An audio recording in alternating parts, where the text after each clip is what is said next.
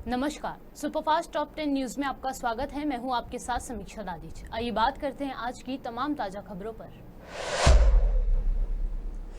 Congress party प्रवक्ता सुप्रिया श्रीनेत ने यह दावा भी किया कि भाजपा के लोगों ने हिंदू देवी देवताओं को प्रधानमंत्री मोदी का भक्त बताकर कई बार आस्था का अपमान किया है। पात्रा ने सोमवार को टेलीविजन चैनलों से बातचीत में कहा था कि भगवान जगन्नाथ प्रधानमंत्री नरेंद्र मोदी के भक्त हैं। पुरी से उनके लोकसभा के उम्मीदवार संबित पात्रा ने दुनिया को अचंभित कर दिया ये कहकर कि महाप्रभु भगवान जगन्नाथ नरेंद्र मोदी के भक्त हैं। इस बयान की जितनी निंदा की जाए उतनी कम है। किसने आपको हक दिया है कि हिंदू देवी देवताओं के लिए ऐसे तिरस्कृत करने का काम करिए, उनका अपमान करिए? उनको नरेंद्र मोदी का भक्त बता रहे हैं आप। और असलियत यह है कि जब कोहराम मचा तब झूठी माफी मांगने की बात कर रहे हैं। मैं उपवास करूंगा। इतनी गलत बात कही थी, पहले ही आकर कहना चाहिए था। लेकिन क्या यह पहली बार हुआ है? क्या यह पहली बार हुआ है कि हिंदू देवी देवताओं का नरेंद्र मोदी के समकक्ष करके अपमान किया गया है? बिल्कुल भी नहीं। यह तस्वीर आपको याद होगी, प्राण प्रतिष्ठा के दौरान बीजेपी के ऑफिशियल हैंडल से यह तस्वीरें इस्तेमाल की गई थी। इन तस्वीरों में भगवान राम एक छोटे से बच्चे और उनकी उंगली पकड़कर एक वयस्क नरेंद्र मोदी उनको मंदिर की ओर ले जा रहे हैं। मैं हिंदू धर्म की अनुयायी हूं, हिंदू धर्म को मानती हूं। ऐसे करोड़ों अनुयायी हैं। यह हमारी आस्था, हमारे विश्वास, हमारे धर्म के खिलाफ जो आपकी सोच है उसको दिखाता है। युग युगांतर से जो ईश्वर इस ब्रह्मांड को चला रहा है उसको आप नरेंद्र मोदी का भक्त बता रहे हैं। राम छोटे से बच्चे हैं, मर्यादा पुरुषोत्तम राम सनातन धर्म का आधार, उनको छोटा सा बच्चा बना के मोदी जी उनको मंदिर ले जा रहे हैं। और ऐसा भी नहीं है कि ये बड़बोले बयान पहली बार आए हैं। आपको याद होगा अयोध्या की प्राण प्रतिष्ठा, और वहां पर श्री राम, प्रभु राम से ज्यादा बड़े कटआउट हर खंबे पर नरेंद्र मोदी के लगे थे। चंपत राय ने तो मोदी जी को भगवान विष्णु का अवतार ही बता डाला था। आपको याद हो केंद्रीय मंत्री गिरिराज सिंह जो अक्सर उल जलूल वाहियात बयानों के लिए जाने जाते हैं, उन्होंने भी मोदी को अवतार बताया था। बीजेपी की प्रत्याशी हैं, बहुत प्रचलित प्रत्याशी हैं कंगना रनौत जी, पद्मश्री, उन्होंने श्री राम का अंश बताया है मोदी जी को। उत्तराखंड के पूर्व मुख्यमंत्री जिनको लड़कियों का जीन्स पहनना बहुत अखरता था, उन्होंने भी तुलना जो थी तीरथ सिंह रावत ने मोदी जी की भगवान से की थी। साक्षी महाराज ने तो बोला भगवान राम ही है नरेंद्र मोदी। और असलियत एक और है। असलियत यह है कि इन सब तुलनाओं का यह सोचा समझा प्रोपेगेंडा है जो नीचे से शुरू हुआ है, और अब उस प्रोपेगेंडा से इतने आत्ममुग्ध हो गए हैं नरेंद्र मोदी जी कि वो टेलीविजन के इंटरव्यूज में अपने आप को ईश्वर का दूत कहने लगे हैं, अपने अंदर दैवी शक्ति कहने लगे हैं। ये हो क्या गया है भाजपाइयों को? हो क्या गया है नरेंद्र मोदी को? किसने आपको लाइसेंस दिया है कि आप हिंदू धर्म के देवी देवताओं का तिरस्कार करें, उनका अपमान करें? कोई बता रहा है मैं गिलहरी हूं, वो राम है। कोई बता रहा है वो एक बार दिन में खाना खाता। ये सब प्रोपेगेंडा का हिस्सा है, ये कुछ नहीं है। हिमाचल प्रदेश की मंडी लोकसभा सीट से बीजेपी प्रत्याशी कंगना ने धांची घाटी में एक चुनावी जनसभा को संबोधित किया। इस दौरान कंगना ने अपने तेज तर्रार तेवरों के साथ कांग्रेस पर जोरदार हमले किए। उन्होंने कांग्रेस उम्मीदवार विक्रमादित्य सिंह से लेकर सीएम सुखविंदर सुक्खू पर जमकर निशाना साधा। चोर एक से बढ़कर एक, आप इंडी गठबंधन को देखिए, एक एक शक्ल पर लिखा हुआ है मैं चोर हूं, मैं चोर हूं।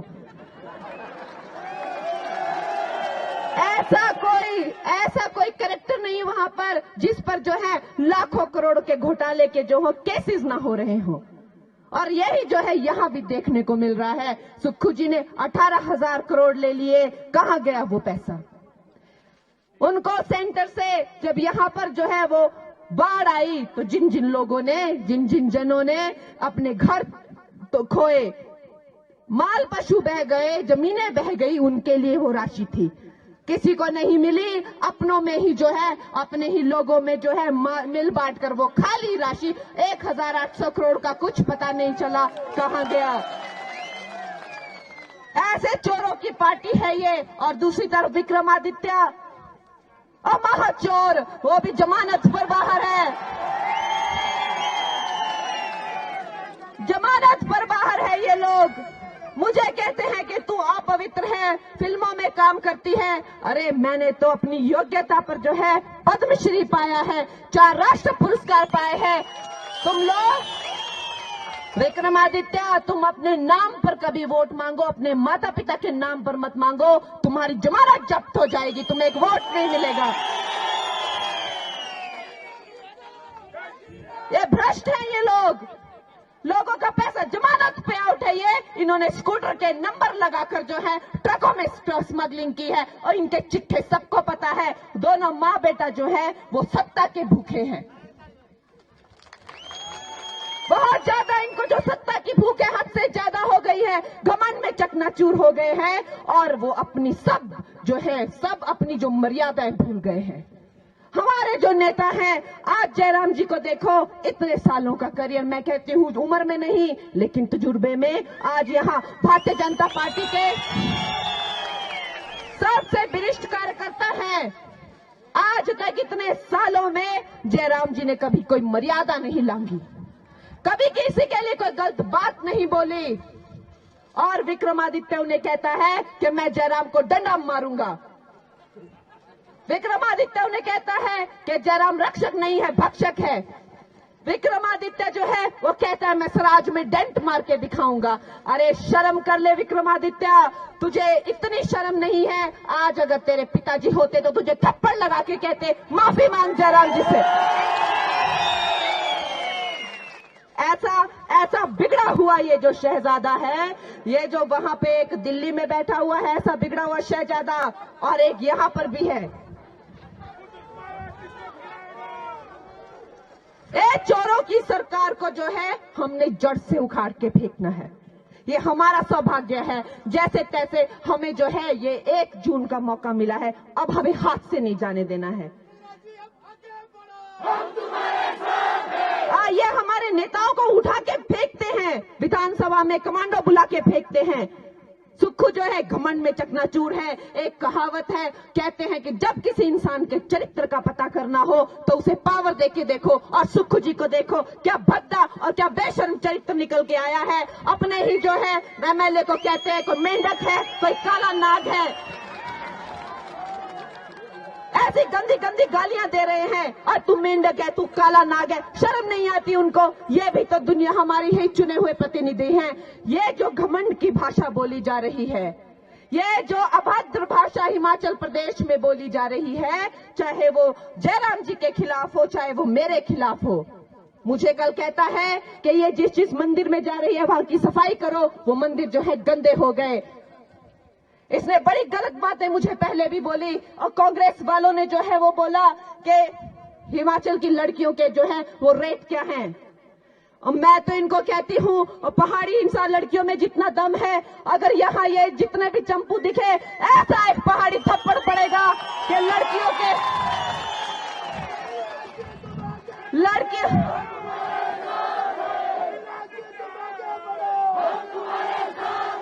अरे लड़कियों के तो छोड़ो, ये जो है सब्जियों के भाव पूछना भूल जाएंगे। पहाड़ी चपेट अगर इनको पड़ गई तो ये सब भूल जाएंगे। दोस्तों, ये जो भ्रष्ट राजनीति यहाँ पर हो रही है, ये जो बेटियों का और हमारे जो जितने भी माननीय, जो हमारे जिन लोगों ने अपना पूरा जीवन जो है प्रदेश की सेवा में लगा दिया, जो जिनका अपमान हो रहा है, मेरी मंडी की जनता जो है, मेरी मातृशक्ति, मैं जहां जहां जा रही हूं वहां मुझे मातृशक्ति ही दिखाई दे रही है। इन्होंने मन बना लिया है, इन्होंने मन बना लिया है कि ये घमंडी लोगों को जो है इनको कहीं का नहीं छोड़ना है। 4 जून को ऐसा तमाचा पड़ेगा इनके मुंह पे, कहीं मुंह दिखाने लायक नहीं रहेंगे। ऐसी लीड जो है हमें मंडी से मिलेगी, आपकी बेटी को, आपकी कंगना को मिलेगी कि पूरे देश में कोई भी पहाड़ी बेटी के चरित्र के बारे में, हमारी पहाड़ी महिलाओं के बारे में जो है कोई भी किसी तरह की भद्दी टिप्पणी ना कभी कर पाए। मेरी माताओं को मुझे ये वचन देना है कि हमें जो है इस तरह का उदाहरण रखना है कि हमारी बेटियों पे कोई कभी उंगली ना उठा पाए, हमारी बेटियों के चरित्र पे कभी कोई उंगली ना उठा पाए, और ऐसी गंदी बात बोल के कि हमारी बेटियों का भाव क्या है कभी कोई जो है आगे नहीं निकलना चाहिए। इनकी जमानत जब्त हो जानी चाहिए, कहीं मुंह दिखाने लायक नहीं रहने चाहिए। ये मेरी मातृशक्ति को जो है। आम आदमी पार्टी की नेता और दिल्ली सरकार में मंत्री आतिशी ने बुधवार को प्रेस कॉन्फ्रेंस कर एक बड़ा ऐलान कर दिया है। उनका कहना है कि 4 जून को जैसे ही इंडिया गठबंधन की सरकार बनेगी, सबसे बड़े घोटाले की जांच की जाएगी। ईडी सीबीआई के अफसरों को भी जेल में डाला जाएगा। भारतीय जनता पार्टी ने 25 तारीख की वोटिंग से पहले एक नया षड्यंत्र रचा है, आम आदमी पार्टी को टारगेट करने के लिए, दिल्ली के लोगों को परेशान करने के लिए। और इस षड्यंत्र के तहत भारतीय जनता पार्टी ने अपनी हरियाणा सरकार के माध्यम से दिल्ली के पानी को रोक लिया है। वो दिल्ली वालों को परेशान करने के लिए, दिल्ली में पानी की त्राही मचाने के लिए, दिल्ली में आ रही यमुना की वाटर सप्लाई को रोक रहे हैं। पिछले कुछ दिनों से जब जगह जगह से पानी की शिकायतें आनी शुरू हुई, जहां पे कभी पानी की शिकायत नहीं आती है, उसकी जांच करने पे पता चला कि यमुना का पानी हरियाणा सरकार द्वारा रोका जा रहा है। जो यमुना का स्तर एक नॉर्मल समय पर वजीराबाद में 674 फीट होता है, जब कम भी होता है तो वो ज्यादा मतलब लोएस्ट पॉइंट पर 672 फीट तक चला जाता है। लेकिन 11 मई से लगातार कल 21 मई तक हरियाणा धीरे धीरे करके दिल्ली का पानी रोक रही है। 11 मई को ये स्तर 671.6 फीट पे था। 3 दिन ये 671.6 पे बना रहा। 14 और 15 मई को ये 671.9 पे गया। 16 मई को ये 671.3 पे नीचे आया। 17, 18, 19 मई को ये और नीचे आ गया, ये 671 फीट पे आ गया। और कल 21 मई को मुझे लगता है शायद दिल्ली के इतिहास में पहली बार यमुना का पानी 671 फीट के भी नीचे आ गया और 670.9 फीट मात्र पर रह गया। ये आंकड़े क्या दिखा रहे हैं? ये आंकड़े दिखा रहे हैं कि 25 मई की वोटिंग से पहले भारतीय जनता पार्टी अब नया षड्यंत्र रच रही है, पानी को रोकने का षड्यंत्र रच रही है, दिल्ली वालों को परेशान करने का षड्यंत्र रच रही है, पानी की त्राही मचाने का षड्यंत्र रच रही है और आम आदमी पार्टी और अरविंद केजरीवाल जी की सरकार को बदनाम करने का। पुणे में तेज रफ्तार पोर्श कार से कुचलकर मारे गए एमपी के 2 इंजीनियर युवाओं की खबर ने हर किसी को आहत कर दिया। लोग अपनी संवेदनाएं व्यक्त कर रहे हैं। मृतकों के परिजनों का रो रो कर बुरा हाल है। उनका कहना है कि ये महज हादसा नहीं बल्कि हत्या है। मामले की गंभीरता को देखते हुए इस बीच कांग्रेस नेता राहुल गांधी ने भी अपने सोशल मीडिया अकाउंट एक्स पर एक वीडियो शेयर कर संवेदनाएं व्यक्त की। वहीं प्रधानमंत्री नरेंद्र मोदी पर भी जमकर निशाना साधा। नमस्कार, मैं Rahul Gandhi. Bus driver, truck driver, Ola, Uber, auto drivers अगर गलती से किसी को मार देते हैं तो 10 साल की जेल में सज़ा हो जाती है और चाबी उठा के वो फेंक देते हैं।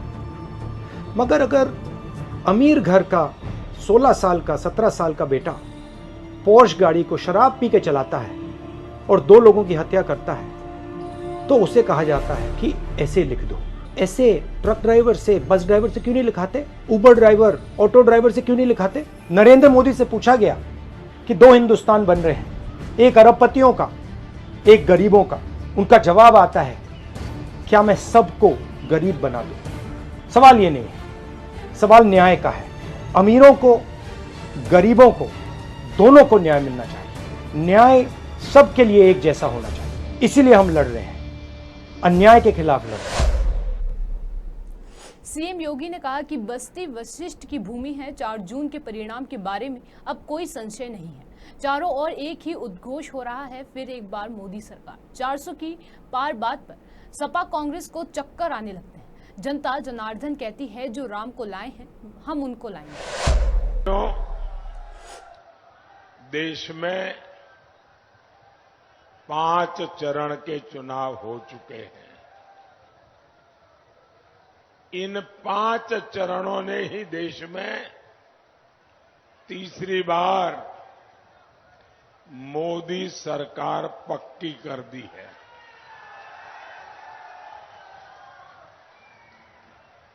और इसके लिए आपको इधर उधर देखने की जरूरत नहीं है। आप इंडिया अलायंस वालों के बयान देख लीजिए, हर कोई अलग अलग आंकड़ा बताता है। दिल्ली की 7 लोकसभा सीटों पर छठे चरण में 25 मई को मतदान होना है। दिल्ली में चुनाव प्रचार अब अंतिम चरण में पहुंच चुका है, तो वहीं जुबानी जंग भी तीखी हो चली है। दिल्ली के मुख्यमंत्री अरविंद केजरीवाल ने मंगलवार को नॉर्थ ईस्ट दिल्ली सीट से भारतीय जनता पार्टी के उम्मीदवार मनोज तिवारी पर हमला बोला। केजरीवाल ने बयान पर अब मनोज तिवारी ने भी पलटवार कर दिया है।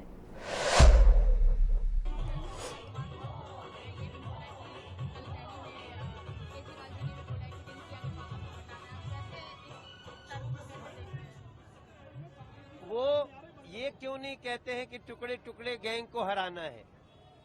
वो ये नहीं क्यों नहीं कहते हैं कि जो देश को लूट रहे हैं, स्वयं अरविंद केजरीवाल जी वो घोटाला करके जेल में हैं, तो वो भ्रष्टाचार को क्यों नहीं हराने की बात कर रहे हैं? रिंकिया के पापा का मतलब क्या हुआ कि बेटी का पिता। ये बेटियों के पिता को हराने में क्यों लगे हैं? हम तो बेटियों के माता पिता को जिताने में लगे हैं। मुझे लगता है कि अरविंद केजरीवाल जी कन्हैया कुमार के साथ जा करके उनके अंदर से जो उनके ऊपर भारत के तोड़ने की साजिश रचने का जो खुमार चढ़ा है, उसके आगे अब वो मानसिक रूप से दिवालिया हो गए। इस देश में बेटी पढ़ाओ होना चाहिए। आप मनोज तिवारी को हराने जिताने की बात कर लो। रिंकिया के पापा मतलब बिटिया के पापा, आप बेटियों के पिता के बहुत लंबे समय से दुश्मन हैं। आप तो बेटियों के भी दुश्मन हैं। आपके घर में एक बेटी को पीटा जाता है। स्वाति मालीवाल को उनके घर में गिरा करके पटक पटक के मारा जाता है और वो मारने वाले के साथ खड़े होते हैं। तो इस देश में बेटियों का सम्मान करना सीखना है तो नरेंद्र मोदी जी से सीखो। अरविंद केजरीवाल, कन्हैया कुमार, ये लोग अब इनके साथ आम आदमी पार्टी का भी कार्यकर्ता नहीं है, इनके साथ कांग्रेस का भी कार्यकर्ता नहीं है।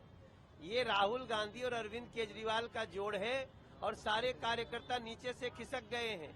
जो थोड़े बहुत घूम भी रहे हैं ना, वो बटन दबाने वाले हैं कमल का, क्योंकि उनके साथ धोखा किया है अरविंद केजरीवाल और राहुल गांधी ने। एक दूसरे को गाली देते रहे, आज मिल गए हैं। तो बेटियों का पिता जीतेगा और देश का टुकड़े टुकड़े करने वाला हारेगा।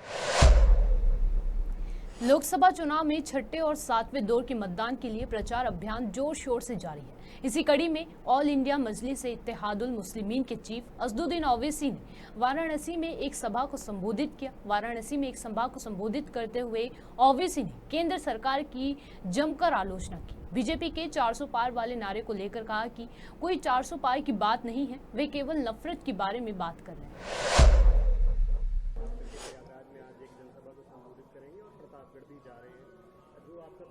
पीडीएम गठबंधन है, उसको कहां देखते हैं और किससे मुकाबला है आपको? मुकाबले में जो भी हमसे मुकाबला कर रहे हैं उनसे मुकाबला होगा।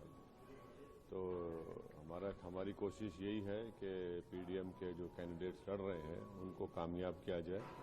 उसके लिए हम इलेक्शन की कैंपेन में हिस्सा ले रहे हैं और अब तक जो रिस्पांस मिला है बड़ा पॉजिटिव मिला है, हौसला अफजा है और हमको यकीन है कि इंशाल्लाह वो लोग आवाम के साथ से उनको कामयाबी मिलेगी।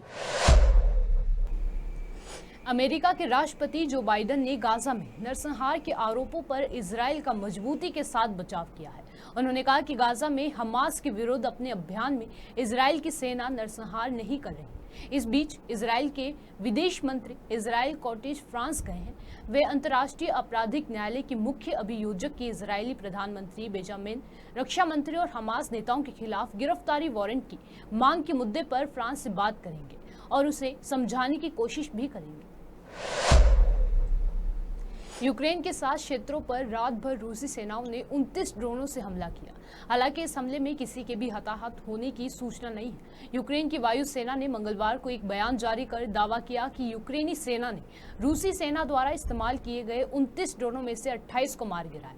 क्षेत्र के गवर्नर ओलेग और यूक्रेनी आतंकी मामलों के मंत्रालय के टेलीग्राम मैसेजिंग ऐप पर दिए गए बयानों के अनुसार इस ड्रोन हमले में खार्किव में 4 निजी आवास, 25 ट्रक और बसें क्षतिग्रस्त हो गईं और 5 लोग घायल हुए हैं। कई दिनों से झुलसाने वाली गर्मी झेल रहे राजधानी वासियों के लिए मंगलवार का दिन आंशिक राहत भरा रहा। चिलचिलाती धूप तो दिन भर रही, लेकिन पूर्वी हवाओं के असर से तापमान में कमी दर्ज की गई है। लू वाली स्थिति से भी थोड़ी राहत देखने को मिली। हालांकि मौसम विभाग का अनुमान है कि अगले 3 से 4 दिनों के बीच लू की स्थिति बनी रहेगी। इसे लेकर मौसम विभाग ने ऑरेंज और रेड अलर्ट भी जारी किया है। सुपरफास्ट टॉप 10 न्यूज में आज के लिए सिर्फ इतना ही। देश और विदेश की तमाम बड़ी खबरों से जुड़े रहने के लिए देखते रहिए पॉपुलर टीवी। धन्यवाद।